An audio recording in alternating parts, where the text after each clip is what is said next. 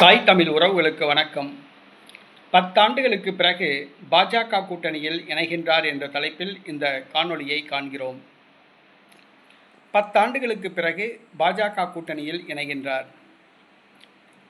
2014ஆம் ஆண்டு நடைபெற்ற பாராளுமன்ற தேர்தலில் தமிழ்நாட்டில் பாஜக கூட்டணி தோல்வியடைந்தது. பாஜக, தேமுதிக, மதிமுக ஆகிய கட்சிகள் இடம்பெற்றிருந்தன. பாட்டாளி மக்கள் கட்சியும் இடம்பெற்றிருந்தது. அன்புமணி ராமதாஸ் மட்டும் தருமபுரி தொகுதியில் வெற்றி பெற்றார். கன்னியாகுமரி தொகுதியில் பொன் ராதாகிருஷ்ணன் வெற்றி பெற்றார். 2 தொகுதிகளில் பாஜக கூட்டணி வெற்றி பெற்றது. 37 தொகுதிகளில் அதிமுக கூட்டணி வெற்றி பெற்றது. திமுக கூட்டணி ஒரு தொகுதியில் கூட வெற்றி பெறவில்லை. அந்த தேர்தலில் பாஜக சார்பில் முதல் முறையாக ஆட்சி அமைத்தார் நரேந்திர மோடி. அந்த பாஜக கூட்டணியில் இடம்பெற்றிருந்தவர் வை. கோபால்சாமி விருதுநகர் தொகுதியில் போட்டியிட்டு தோல்வியடைந்தார். அதன் பிறகு பாஜக கூட்டணியிலிருந்து வெளியேறினார். திமுக கூட்டணியில் 2019ஆம் ஆண்டு நடைபெற்ற பாராளுமன்ற தேர்தலில் ஒரு தொகுதியை பெற்றார். திருப்பூர் தொகுதியில் கணேசமூர்த்திக்கு போட்டியிட வாய்ப்பு கொடுத்துவிட்டு திமுக கூட்டணியில் இவர் ராஜ்யசபா எம்பி ஆனார் வைகோ. நடைபெற்று முடிந்த பாராளுமன்ற தேர்தலில் ஒரே ஒரு தொகுதி வைகோவுக்கு கொடுக்கப்பட்டது. தன்னுடைய மகனை திருச்சியில் நிறுத்தி எம்பி ஆக்கினார். ராஜ்யசபா எம்பி அதேபோன்று தனக்கு கிடைக்கும் என்று எதிர்பார்த்தார், கிடைக்கவில்லை. இந்த சூழ்நிலையில் வைகோ திமுகவிடம் மோதல் போக்கை கடைபிடித்துள்ளார்.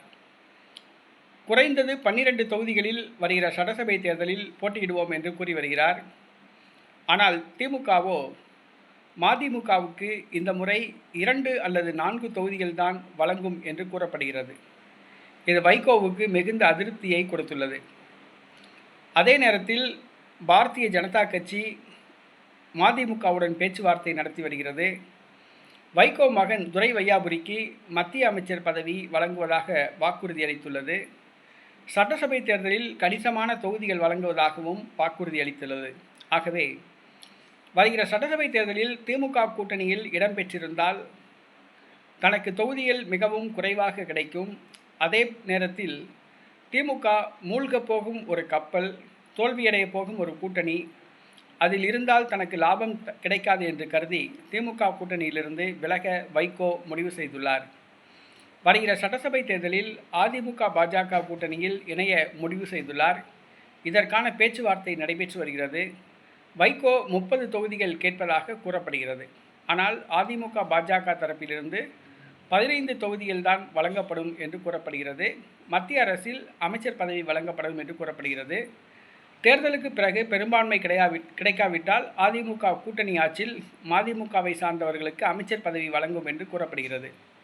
ஆக 10 ஆண்டு இடைவெளிக்கு பின்பு பாஜக கூட்டணிக்கு வருகிறார் வைகோ. தற்பொழுது மதிமுக தொண்டர்கள் இல்லாத ஒரு கட்சியாக உள்ளது. அந்த கட்சியின் ஒரு முக்கியமான தலைவர் மல்லை சத்யாவும் திமுகவுக்கு போகப் போகிறார். ஆக அந்த கட்சியின் கூடாரம் ஏறத்தாழ காலியாகிவிட்டதே என்று சொல்லலாம். இந்த சூழ்நிலையில் பாஜகவுடன் மதிமுக மீண்டும் கூட்டு வைக்கிறது. 10 ஆண்டுகளுக்கு பிறகு இந்த கூட்டணி அமைகிறது.